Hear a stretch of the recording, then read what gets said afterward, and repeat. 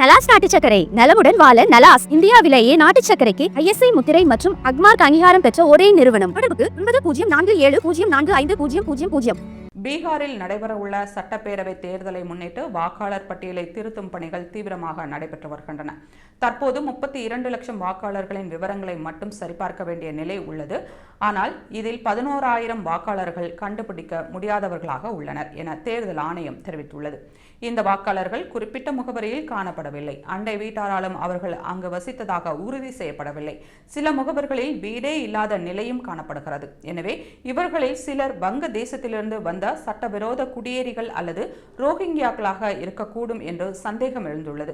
3 கட்ட கட்டாய பரிசோதனைகளுக்கு பிறகும் பீகாரின் 7.9 கோடி வாக்காளர்களில் 41.6 லட்சம் பேர் தங்களது முகவரியில் காணப்படவில்லை. இதில் 14.3 லட்சம் பேர் இறந்திருக்கலாம் எனவும் 19.7 லட்சம் பேர் நிரந்தரமாக இடம் மாறியிருப்பதாகவும் 7.5 லட்சம் பேர் பல இடங்களை சேர்ந்தவர்களாக இருக்கலாம் என கணிக்கப்படுகிறது. தேர்தல் அதிகாரிகள் தெரிவிக்கையில் இறந்த வாக்காளர்களின் பெயர் பட்டியலில் நீக்கப்படாமல் இருப்பது கள்ள வாக்குகளை ஊக்குவிக்கும். மேலும் முகவரியில் காணப்படாத வாக்காளர்களின் எண்ணிக்கை சில தொகுதிகளில் வேட்பாளர்களின் வெற்றி தேர்வு வாக்கு வித்தியாசத்தை விட அதிகமாக இருக்கக்கூடும் என்பதால் இந்த திருத்தப்பணி மிக அவசியமானது. தற்போது பீகாரில் 96% வாக்காளர்கள் தங்கள் சேர்க்கை படிவங்களை சமர்ப்பித்துள்ளனர். 90.6% படிவங்கள் பெறப்பட்டுள்ளன.